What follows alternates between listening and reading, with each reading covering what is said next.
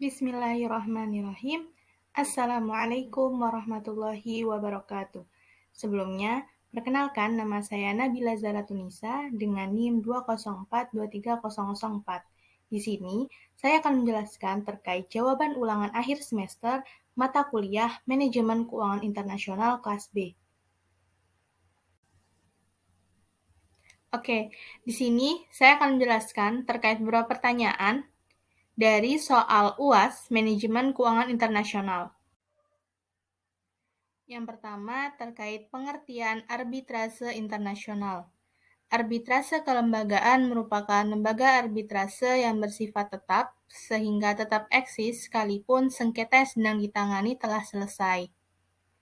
Dan ini pertama-tama harus dipenuhi sebelum arbitrase dapat menjalankan yurisdiksi.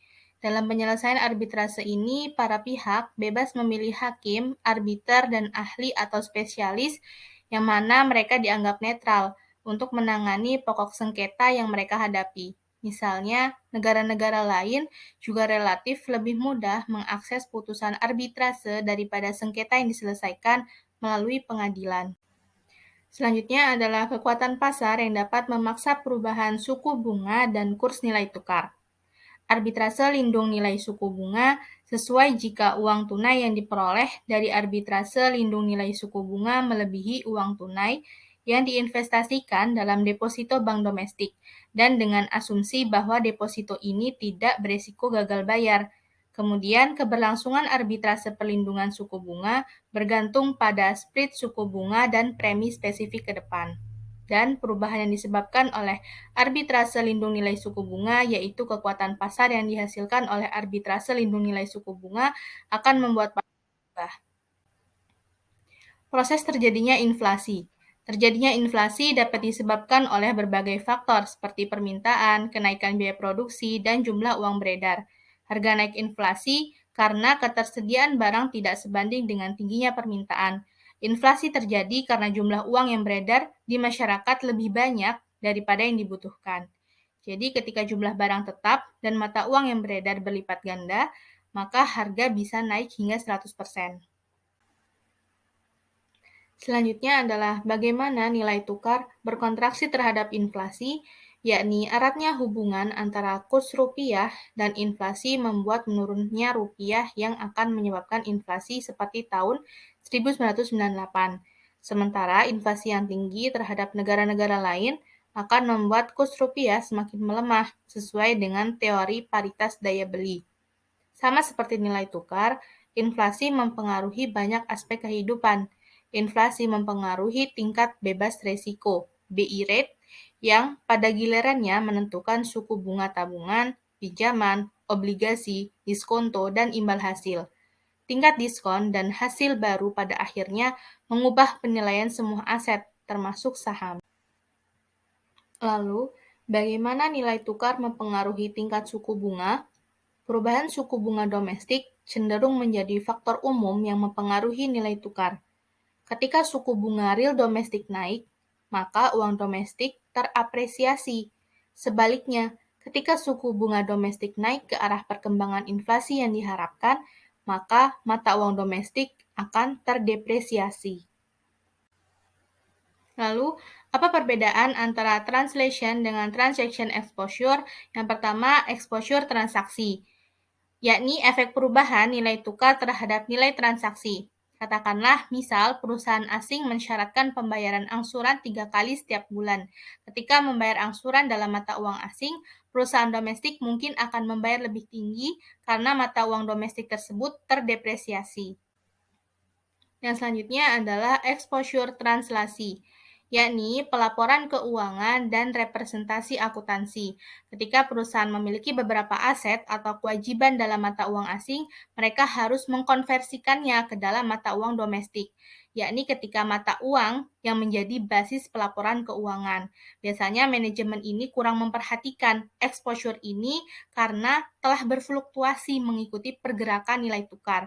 Jadi kadang menguntungkan, di lain waktu juga berbalik merugikan. Selanjutnya adalah bentuk risiko yang dihadapi oleh negara akibat adanya exposure transaksi. Bentuknya adalah exposure valuta asing, yakni kepekaan perubahan yang dinyatakan dalam mata uang negeri terhadap perubahan kurs valuta asing yang tidak terantisipasi. Exposure ini menggambarkan seberapa jauh suatu perusahaan dipengaruhi oleh perubahan kurs valuta asing terhadap aliran kas operasi dalam laporan keuangannya. Kemudian, apa yang harus dilakukan oleh perusahaan multinasional dalam mengantisipasi risiko tersebut? Dalam hal ini, ada 3 cara yang dapat ditempuh oleh perusahaan guna menghindari risiko valuta asing yang dialami perbankan dan perusahaan multinasional yang terlibat dalam perdagangan internasional. Yang pertama ada exposure translasi, yakni menerapkan exposure translasi dengan melakukan keputusan untuk mengkonversi aktiva dan pasiva perusahaan dalam bentuk falas dalam jangka panjang ke dalam bentuk mata uang domestik. Yang kedua ada exposure transaksi, yakni exposure transaksi mencakup keuntungan maupun kerugian yang terjadi pada transaksi menggunakan valuta asing yang melibatkan perolehan aktiva atau penanggungan kewajiban. Dan yang terakhir ada exposure ekonomi, yakni menerapkan exposure ekonomi dengan cara melakukan research atau analisa secara mendalam terhadap trend kurs valuta asing yang terjadi pada masa yang akan datang. Kemudian mengkajinya dalam kondisi ekspor dan impor serta sebagainya dalam kondisi jangka panjang. Yang terakhir, mengapa investasi langsung atau direct investment terus berlangsung dan tumbuh di negara berkembang? Karena arus investasi asing langsung atau FDI suatu negara dipengaruhi oleh pertumbuhan ekonomi negara tersebut. Banyak faktor yang mempengaruhi mengapa investasi asing terjadi. Salah satunya adalah karena kejelasan pasar.